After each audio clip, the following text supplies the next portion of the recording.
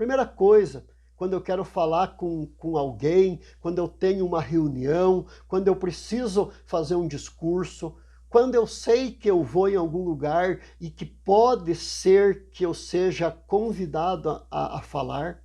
De repente você que é um político, de repente você que é um vereador, você que é um vice-prefeito, um prefeito, secretários municipais, você que é um agente público, você que é um comandante, né, de alguma instituição militar, seja ela qual for, você que é um diretor de escola, você que é uma pessoa pública, você que é um padre, pastor, seja o que for.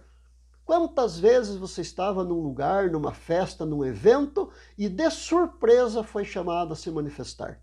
E de surpresa foi chamado a falar. Prepare mais ou menos alguns pontos importantes do teu discurso. Por exemplo, eu vou num evento numa escola. No mínimo eu tenho que saber do que se trata esse evento, para não cair de paraquedas lá. Aí eu tenho que saber, no mínimo, o nome da diretora da escola, porque eu já começo tendo empatia, agradecendo pelo convite, ou às vezes falando já no nome da diretora.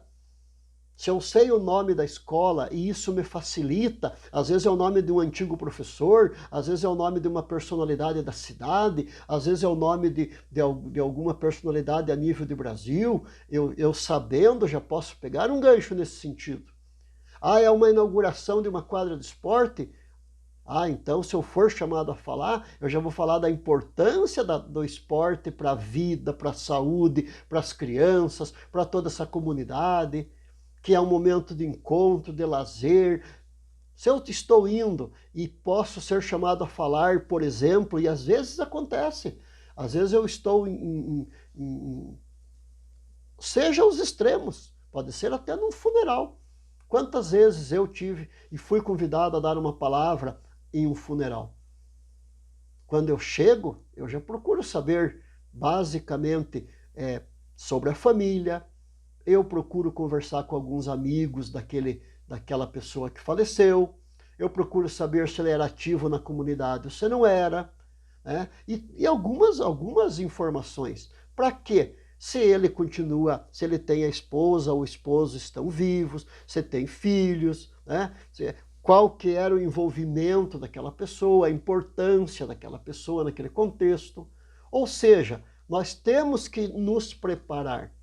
Se eu vou numa festa de igreja, se eu vou em qualquer lugar, se eu vou numa reunião numa empresa, e eu posso vir a encontrar com o dono daquela empresa, se eu vou fazer uma visita naquela empresa, eu já tenho que saber qual é a empresa, eu já tenho que saber o que ramo que ela atua, eu já tenho que saber mais ou menos qual é o porte, se é uma pequena, média ou grande empresa.